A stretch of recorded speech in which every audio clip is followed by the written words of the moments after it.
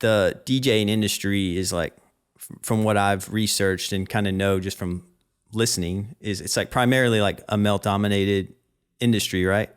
Totally. So then you're female DJ, and then you also have, stargardts.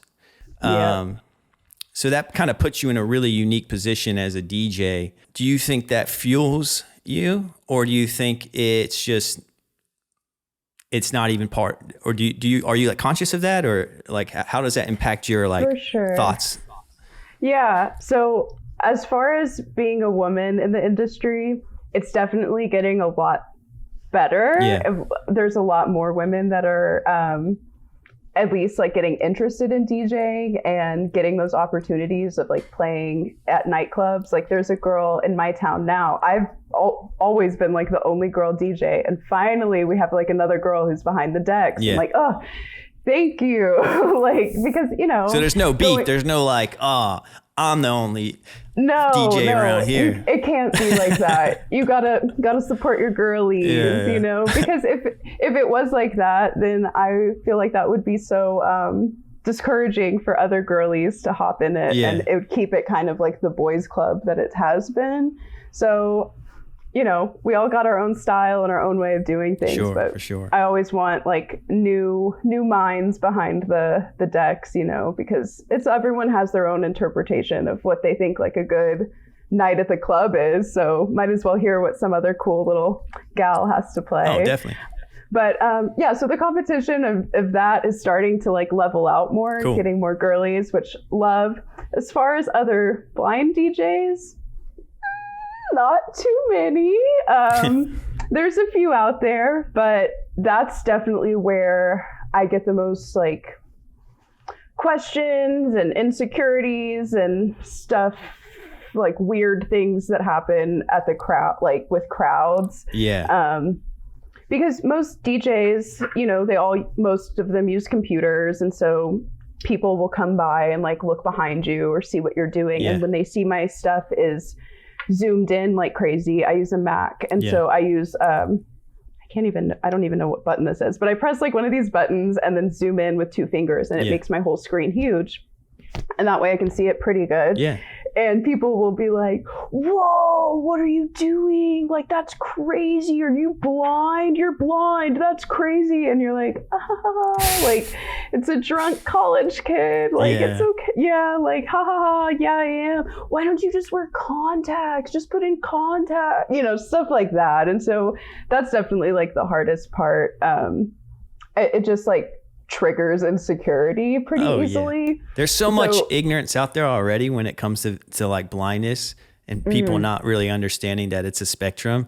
So then when you throw in like alcohol on top of that, oh buddy, my buddy's blind. And you're like, oh my God, like please just leave me alone. Like, I hope you have a good night. But that's for a little bit. I was playing at a club that had like in the DJ booth on either side, on the left and right side, there were like plexiglass. Yeah. So, there would be a booth and then my DJ booth and another one, and I'd be in the middle. And which I love the plexiglass so they don't spill their drinks on me or, get their sweatiness on me, whatever.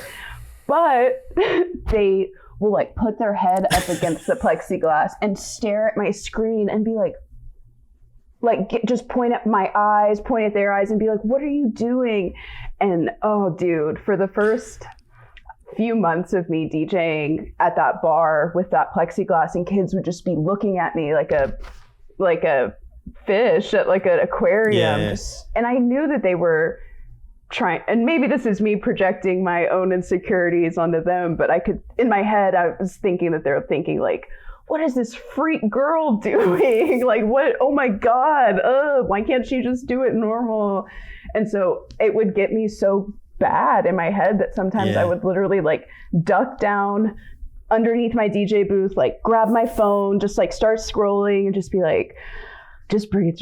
Like they're not you. And so a lot of times that would just get so in my head. And now I'm getting to the point where, everything's in the book has been thrown at me, said at me. It's just kind of like, whatever. But it took me a while to get used to, you know, my disability, my invisible disability being incredibly visible for sighted people. Yeah. And so that was something that took me a little bit to like process. Yeah, it's kind of like, you know, when cane users use their cane, it kind of signals to the world that they have like a visual impairment. Or so that your laptop, when you're performing, is kind of, you know, maybe what signals to others. I think it's amazing. You know, I think it's cool that you have learned, you know, to make it work for you. I think that's awesome, because as a video editor, I'm always kind of paranoid about, like, as my vision declines, am I going to be able to do what I do? Right. And then there's like certain tools that I'm going to learn to use that help make video editing more accessible and things like that. So at the end of the day, I think as long as I can do it, I'll be happy. The good news for me is I won't have people over my back watching me edit at my apartment, you know? Yeah. And I feel like it would be a lot better if those people just weren't as tipsy. Because I feel like when a little bit of alcohol, a little bit of whatever gets in their system, they just instantly start a little bit of ignorance where you're like, oh, it's okay. Yeah. Yeah, no, alcohol definitely always throws a wrench into things, you know. Totally, big time. And it gives people, you know, the liquid courage. And they probably, if they weren't tipsy, they would notice, but they wouldn't be like, oh, whoa. Yeah. Where are your glasses? Yeah. You don't have glasses on. And you're like, okay, have a great night.